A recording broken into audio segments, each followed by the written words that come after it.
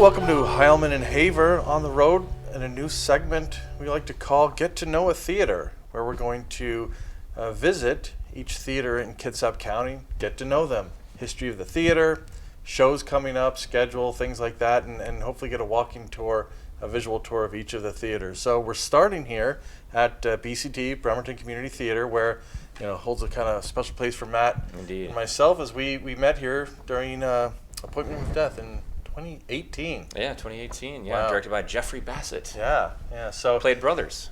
We did. Yeah, we did. So we're here with Rana Tan, the production coordinator on the board of BCT, and she was kind enough to take time out of her Saturday to join us. So welcome to the show, Rana. Thank you for having me. I appreciate it. This is great what you guys are doing, because certainly our physical plant here has a lot to be seen. So we're happy to take you on a tour. Well, we definitely want to make sure as we get out of COVID that we kind of shine a light on the theaters in the area, so people can, people that are starved and itching to go see some live performances. All of us. Yeah, all of us, right?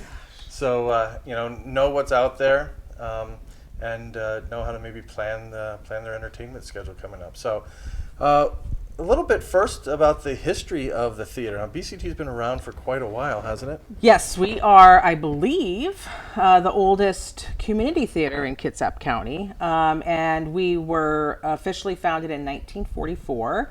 And it was part of a drama program intended to bring meaning to the lives of war workers that were at the Navy Yard and family that were living in the area.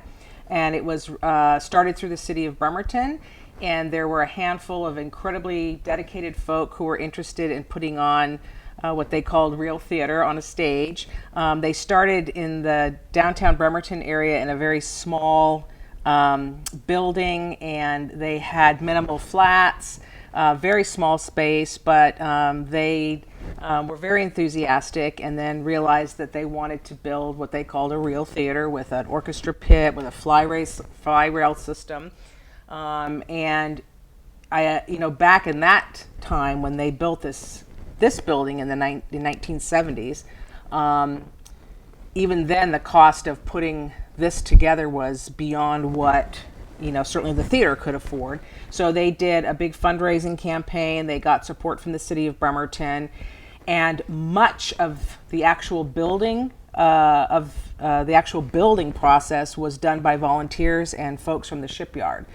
The original fly rail system, of which we have a few little bits and pieces laying around, actually came from a theater in Seattle. It was quite old at the time that it came to Bremerton Community Theatre, but it was installed by folks who worked at the shipyard and kind of did that work. And obviously Robert Montgomery is a name that we should mention straight off the bat, because he was integral to all of this and kept detailed records of the design of the stage, the fly rail system, and everything. So this was really built by the people, and that's why we're called officially community theater. They wanted, to do have an orchestra pit. They wanted, real seats, as they called them. They wanted a fly rail system, light bars, all of those things to put on a quality production. And so I joined many years later, but have been incredibly spoiled to call this theater my home, and to direct shows here and to act on the stage, because we have so many wonderful things at our hands to put on a quality production. Yeah, Matt and I were just talking earlier as we were walking around and kind of reminiscing about some of the shows we worked on. Is when you come in here and if it's your first time as part of a show here at BCT, how professional it seems. Yes, absolutely. I was impressed just right off the bat walking in. Wow. My first taste of theater, and it was a good one to start with. Well, I appreciate you saying that, because we certainly, our board and anyone that's involved with the theater, in the recent past, really have strived to raise the quality of our productions. We've added multiple drops to our repertoire here at the theater, so that it allows for quick scene changes. We've upgraded a lot of our lighting, sound equipment. We've done a lot of innovative things over the past 10-15 years And Seats are comfortable. and the brand new seats. So we can talk about our grant if you want. But yeah, there's been a lot that we've done. You know, we're appreciative and grateful for the history of this theater. But as you can imagine, the original seats came from, I believe, the Orpheum Theater in Seattle, and they were mohair, and they were beautiful. We loved them, but the armrests would fall off and bolts would come off, and so as part of the project to replace our fly rail system, I put in the ask for the seats, and it literally happened at the last minute. I was on stage with the design consultant who came in to figure out what we needed for our fly rail system and give us a bid so that we could then ask for a grant from the Birkenfeld Foundation. And we were literally all of us standing on the stage looking out at the seats, and I said, "Oh, I just wish we could replace our seats because they're falling apart." He goes, "Why don't you just ask?" And I had never done a grant before, and I, of course, was fearful of asking too much. I didn't know how that happened. And Richard said, he goes, "All they can do is say no." Okay, so literally he gave me some names. That night I emailed. The next day I got an estimate. I added it to the grant on Friday, and then when we were, incredibly lucky enough to get awarded the grant, it included having our seats replaced. What year was that? That project was between 2015 2016. And we had started fundraising to replace the fly rail system, which at that time was over 100 years old. Wow. And worked just fine, except for the part of the system was actually, in our opinion, put in backward. So when you were trying to move the weights on the fly rail system, you would have to reach. We had quite a few people that would pull their back muscles and strain because everything was it was flipped the wrong way. And we had the jute cord, so unless you had, gloves on, you would get splinters in your hands. And so we wanted to have the system inspected, but any company that would do that says it's old, right? We have to fail it just because of its age. It may work just fine. Oh, wow. So that's when we said, well, that's the biggest thing to sustain this theater is to get that replaced. Initially thought we could just replace the ropes and the pulleys and such, and then we found out once the design consultant came in that the entire cage that all of that sits in was not the correct size for the new equipment. So all of that had to be taken out. We had to close a door. We had to have all kinds of stuff done. So what we thought was maybe a $75,000 project to replace parts turned into a $250,000 project. And that's when we knew, well, we can't pay for that. And so we started fundraising and trying to get grants, and we were incredibly lucky to be awarded a Birkenfeld grant. Now, there's a second theater here as well, correct? There's a black box. Was that part of Correct. the original construction, and how does that play into the overall? No, so the current black box space was nothing. And Robert B. Stewart was Commissioner of Finance for the city of Bremerton, and if you grab a picture of the commemorative plaque that's outside, it shows that he was one of the folks involved in having this particular theater built. So he was a great supporter of our theater, and he actually gave us funding to add a black box. We called it a rehearsal space, performance space, and then gave us additional monies as well. And it was something that Robert Montgomery wanted because we would do show after show after show. And if somebody was doing, for example, Hunchback of Notre Dame, which had a massive, unit set, and now you're coming in to rehearse your Agatha Christie, you don't have any space there Right. to do your blocking and to put your chairs and everything.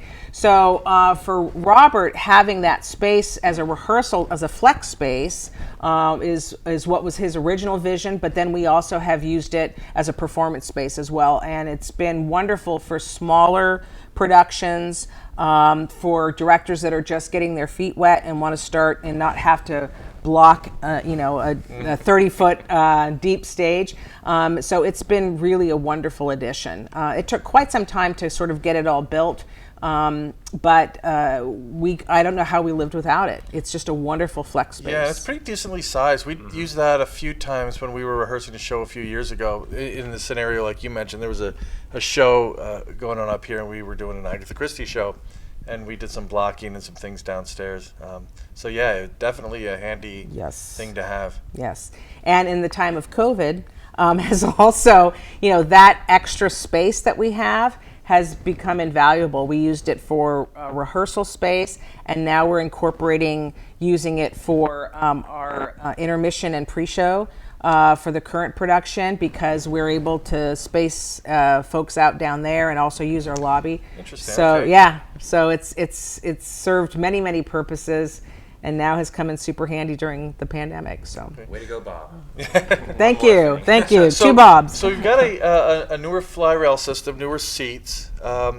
Is there anything else, over the years that, other than just general maintenance and things like that, that's been added? So I feel like you're setting me up to talk about our roof, and I will talk about our roof. So in I believe it was 2013, when we hosted Kaleidoscope, which is what it's called in our area, but it's the Washington State Theater Association. They're every 2 years they have a competition. And then from the state, you go on to regionals. Regionals goes on to nationals, and then there's an international theater competition. So we hosted it, I believe, in 2013, and that was the time that we started what we call our giving tree. And in the main lobby, there is a wall that has a plaque, and we call it our builder's wall. Folks who have contributed financially to help support our theater and help it grow, and also to maintain it. And so we started that tree as a fundraiser to help replace the fly rail system. And once that was completed, then any monies after that went towards our roof replacement project. Okay. And so just to give you a tiny bit of history, the actual land here and the shell of the building belong to the city of Bremerton. Everything else belongs to Community Theatre. Bremerton Community Theatre. So if we ever were defunct, this chair belongs to me and anyone else who's a member at the time that the theater, closes. So we own all the equipment, all the drapery, which was actually, we replaced all of our drapery with the Birkenfeld grant. So those were the types of things that you don't think about. You've been here since the 70s, but your drops are old, your curtains are old. In fact, our main curtain was made out of silk, and it was hand painted, and I'm sure it came from a theater in Seattle. When we took it down, the dust and other materials that came off that thing, there was no way to salvage it. But that was one of the things that we really needed, was to replace our main, and that's a very pricey thing for a stage this big. So, but the roof replacement became the next big thing, because we used to have one leak in the shop, then we had another leak stage right. Oof. Then all of a sudden we noticed one on stage, and in fact, when they did Into the Woods, they incorporated a planter downstage right with flowers in it to catch one of the leaks. In fact, you can see where the that little ceiling tile is gone to allow the water to come down. So they had this planter there. Some of our other shows, we had just a blanket that we would try to pick a blanket or a towel the same color as the stage to catch the water. Then we were seeing drips like where the fly rail system was. There was one up there. And it's, it wasn't that there was a hole in the roof in that spot. It basically finds the path of least resistance and then comes down. And it's a flat roof. And the big issue that we discovered is that we have a tower. So if anybody looks at our plain beige building from the outside, you'll see a big rectangular tower on the top, and that's where all of these curtains and things that are flown up, the drapes and all that, go up into that tower. Okay. And it was that part, the base of the tower, that we thought was where it was leaking. So we spent over 10 grand just having something done until we could raise money to replace the roof, which was a good $120,000 project. And again, that was another project, was like, we have to do this. The city of Bremerton isn't going to do it, because we're responsible for maintenance of the building and grounds, even though the building belongs to the city. And that's when we began, another round of fundraising, including our giving tree, doing grant requests from various organizations. And then we had a wonderful patron who wants to remain anonymous, who gave us a very generous donation to complete the project. So that just finished. In fact, June of last year, it was already scheduled. So here we have a pandemic. It's March. Everything shuts down. We're not getting any income. And yet we have a $120,000 roof replacement that is scheduled, and we finished it. So that was completed in June of last year. So. Well, you mentioned COVID, so obviously everyone had challenges in local theaters trying to get through the pandemic and remain solvent. Yeah, I was searching for the word. Thanks. Yeah. So how did BCT kind of meet some of those challenges? So, I know a lot of theaters, either locally or nationally, turned to sort of remote programming, virtual programming. And as a board, we discussed it several times. And our patron base in this area tends to be older, not as tech savvy. They like to come into the box office to buy their tickets and talk to the person in the box office. So that's our typical patron base, and we don't have a large amount of sort of tech savvy people. And so we made a conscious decision not to try to do virtual programming for the sake of just doing it. And so you can look at that, any way that you want, but we just decided as a board that wasn't something that we were interested in pursuing. And so we basically had no income, and we continued to have overhead costs, which are substantial. If anyone's paid a water bill in the city of Bremerton, you pay for what you use plus any rainwater that goes in the sewer. At times, our water bill would be $900, and we're not even in the theater. We turned off the heat for a year, basically. We stopped our garbage service. We did all kinds of different things that we could do to mitigate. I would come in and flush the toilets and run the water just to keep the pipes clear. I cleaned toilets that had rust marks in them. So we kind of came in and did our thing, trying to maintain the building without spending any money. And we did I did put through several grants, the Washington CARES Act. We applied for $5,000 to cover 2 months of overhead, and we were given a $3,000 grant. We really were conscious about not reaching out to our patrons to say, help us, because we knew so many people had lost their jobs and were suffering during this time. So we struggled with that, but over the holidays, we kind of did a general ask, and we got about $1,500 in donations. And so we have taken money out of our savings. We're lucky to be, very fiscally sound here at the theater. And we count our pennies all the time. Our treasurer, Gary Fetterplace, often doesn't raise his hand to spend money, but he does when it's necessary for the theater. And so we really try our best to be mindful, to try to reuse things, to try to get volunteers to help us to do stuff. Certainly grants have been a new thing for this theater. When I started, other than what we got for the Robert B. Stewart Performance Hall, that was given to us, but then also the board at that time applied for a Building for the Arts grant and received additional monies. So that was the first time, other than when this building was built, that we started to ask for money, because we never used to have to do that. When you were the only theater in town, we would have 80-90% attendance. Didn't matter if it was a comedy or an Agatha Christie or the musical. This theater was full. And over time, more and more theaters came about. And if you live in Paulsbo, the theater in Paulsbo is the one you're going to go to. If you live in Bremerton, this is the one that you'll likely go to. Unless you're a true theater lover and go all over the place, this side of the water doesn't have, I don't think, that population as much as maybe Seattle does.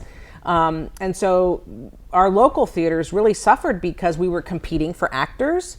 We're competing for an audience. And so the money that used to come pouring in from just selling tickets, we didn't have that anymore. So we had to find new ways. even having our bar service, that was a big deal for this theater. Some people were really against serving alcohol. They didn't think that was appropriate.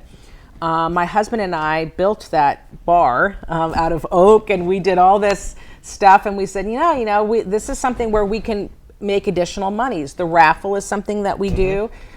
So we added a lot of things over the past 10, 15 years to try to bring in additional money, because ticket sales are down for all theaters, right? You're not used to Fifth Avenue saying, hey, we're having a $19 ticket sale. You're like, what, at the Fifth Avenue?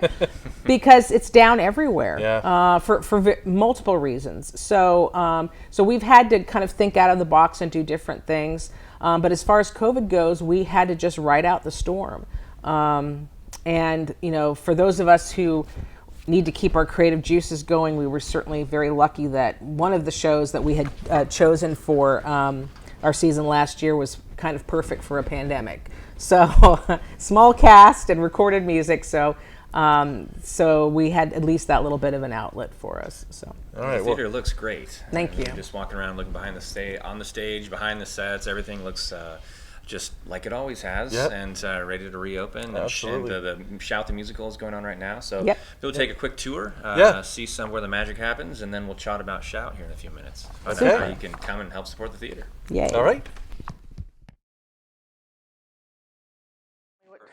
Okay, so tour of BCT, Bremerton Community Theatre. We're here in the main auditorium.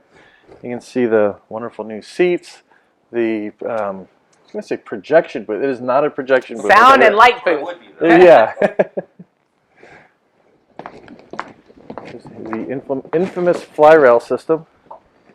Yeah, and if you want to watch out there, you'll see our foam flowers coming down. Cool. Now you control curtains, screens, things, just props like that. Yes. So these are our legs, which help define entrance and exit points, and also mask from seeing what stage right and stage left. This is our wonderful, relatively new fly rail system, which you can use without wearing gloves, which is wonderful. And our light bars are on here. The curtains are on here. So if you have a large set piece that has to go in and out, you can raise one of these legs. We can fly. We have an arch that comes down.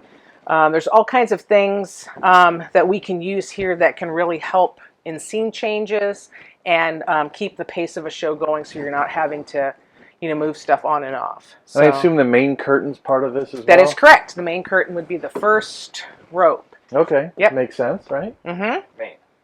Okay. And then number 6, actually no, this guy right here, number 5, is actually at the very, right up next to the wall.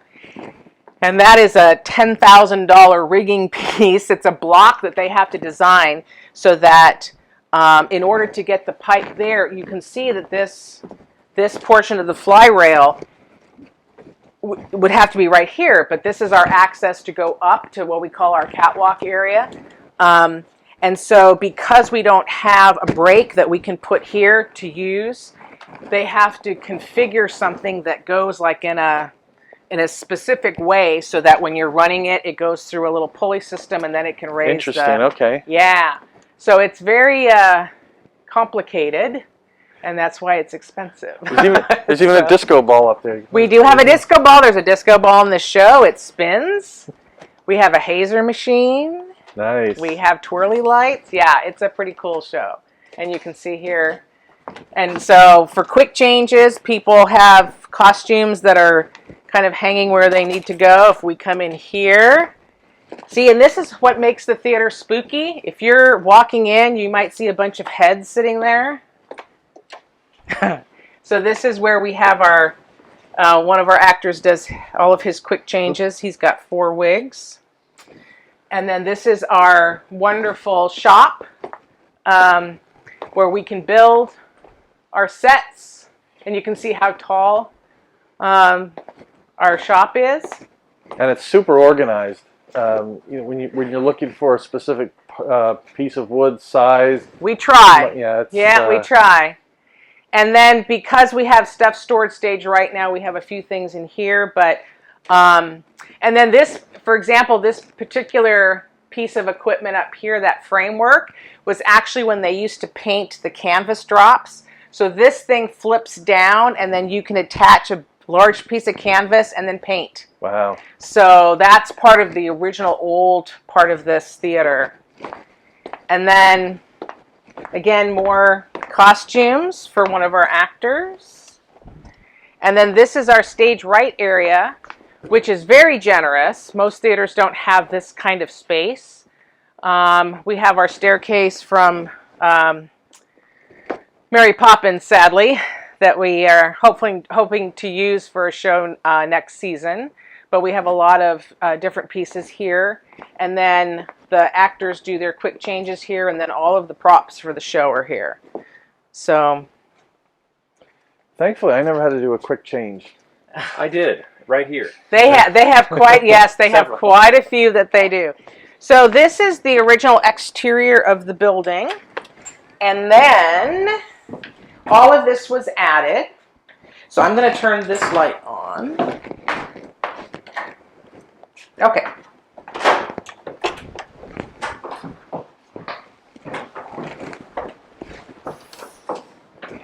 So this is our black box theater, and currently we have it set up for a socially distanced intermission for Shout the Mod Musical.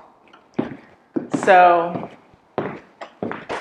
and we talked about some of the things that we're doing for the pandemic, and that included thinking outside of the box. One of the traditions here at BCT was to serve coffee in little coffee cups. And we'd have cookies on a tray that everybody would touch. So we did a lot of thinking. We have everything's individually packaged. Rather than opening night cake, we had opening night cupcakes last night, so people could have their individual portions. All of our drinks are single use, single serve. So we set this area up so folks can kind of hang out here. And we also have seats that are outside too, so people can sit outside or they can be in our lobby. So with a very small audience, we have plenty of space for folks to hang out. And then this was all added, and then we're back to the original part of BCT. So these are these old seats. These are the old. Correct. That's an example of the original. Those are the couple of original seats that we have left, and we have one here. And then we have our dearly beloved Robert Montgomery. And Edie Hammond was one of the founding members of BCT, so we like to think of Edie and Bob as the mother and father of BCT. And we have, I can turn this light on. A great view of the stage from up here. Yes. And we have a display here in the back honoring Robert.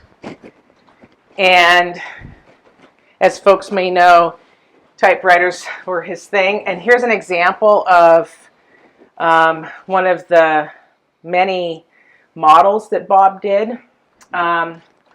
This was his vision for the RBS Performance Hall. And this is actually pretty darn close to what we have. We don't have a downstairs area, but that was his vision. And here, actually, I knew we had them somewhere. Those are remnants of the original fly rail system. Wow. And this was Bob's makeup case that I found when I was cleaning out stuff. So we put that in there. So we found a lot of interesting bits and pieces when we were cleaning out the space. So this is to honor Robert, who we miss dearly. If you want history, that's the person to talk to, because he knew everything about everything. Oh yeah, you can see the stage really well up here, huh?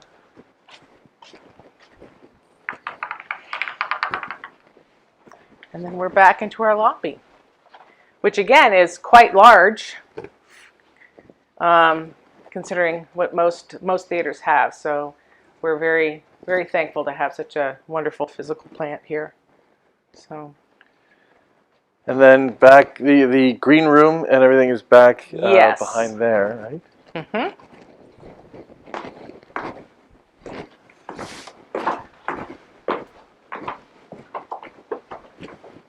And then there used to be old theater seats back here that were falling apart. And then Olympic College reached out to a few of us in the community that they were taking down several buildings, and they had various and sundry different pieces of equipment if you wanted to come and get them. So one of the biology classes had all these seats. So we harvested them and brought them in, and they're really nice because they have a little table that flips up. So if you're going to eat or you want to do notes or whatever. So this was a recent addition. This is where a lot of the bonding with your castmates happens. Yes. Back here. Yes, because you're waiting to go on. You got to come here early to get ready. And as a guy, probably you get ready a lot quicker than someone who's putting on makeup and hair. And then this is our makeup area. And again, we have a cast of 5 people, so able to spread folks out way more than 6 feet. And the same thing, we have 2 dressing rooms, so instead of having 10 people in each one, we have 3 in one and 2 in the other. And we actually have one actor using RBS as his dressing area. So he's got his own private space. So, and you can see all the wigs. Shout the Mod Musical, a show about wigs. So the show opens, or has opened? Opened last night. Opened last night. Yes, we had opening night last night. How was opening night? Wonderful. Audience was clapping at the end when they did the reprise of Shout, and it was really fun to be there, and the energy was great. Audience was very appreciative, and I don't know what else to say about this cast who stayed together for 15 months. We did have one original cast member who, due to her duties as a teacher, was unsure what the fall would bring in 2020, and so she stepped down, but a member of the Mary Poppins cast was able to step right in. And so these ladies have been together for 15 months, and our production staff as well. So, and it's just a tribute to the tenacity of an actor. You know, they're committed to this show, and nobody's getting paid. Everybody's a volunteer, but it was really wonderful to have this bit of theater life in the midst of the pandemic. I don't know what we would have done without it. So. And are there any other shows scheduled at this point? Well, so we have our season that we chose for last year, and actually Shout was the June show for the last season, the COVID season. Then it got moved to September. Then it got just postponed. And so basically this past year we've had nothing. So this is the only show in the 2021 season. It's going to be Shout in June. And it was supposed to be the September show of the canceled season. So now we have an opening in September that we're going to talk about at our next board meeting. But we basically made a decision to any show that we had chosen before we're going to bring forward. So the big main stage musical is the one that's really in question. That won't be until spring of 22. But that's the one that is a challenge as far as rehearsals and where do you put everybody and all that stuff when it comes to distancing. So we kind of have to just see how things go with the pandemic and the phase reopening, and if anything changes. Right. They're saying as of June 30th we're going to be in phase 4, but we'll have to see. And we're going to, I think, stay very mindful of sort of infection control practices. I know as a director, I loathed people bringing food in and chips and people putting their hands in, and even just the water fountain. All those types of things are sort of simple infection control things that we didn't do. I was rabid about it when I directed a show, telling people, use straws when you go to a restaurant, wash your hands, don't share food. There's just some basic things. And so I think we're going to continue to do a lot of this environmental control, cleaning, to try to prevent infection. And I think we're all going to be healthier because of it. I think so too. So how long does Shout run, and where do people get tickets? So Shout just opened last night. It runs every weekend in June, which is, what is that, the 26th or the 27th? I think it's the 27th of June. Fridays and Saturdays at 7:30, Sundays at 2:30. Because of the 6-foot rule between parties, even though our theater seats about 190 people, we can only get about 40 or 50 people in per performance because of the 6-foot distancing rule. So tickets are very limited, but you can get them online, www.bctshows.com, and it will automatically do the social distancing when you get your tickets. If there's a performance that you want to attend that is listed as sold out, you can email the box office at boxoffice@bctshows.com and say, I'm interested in coming this night. And oftentimes we can do a standing room only seating, or if somebody cancels their tickets, a lot of people reserve them but then don't buy them.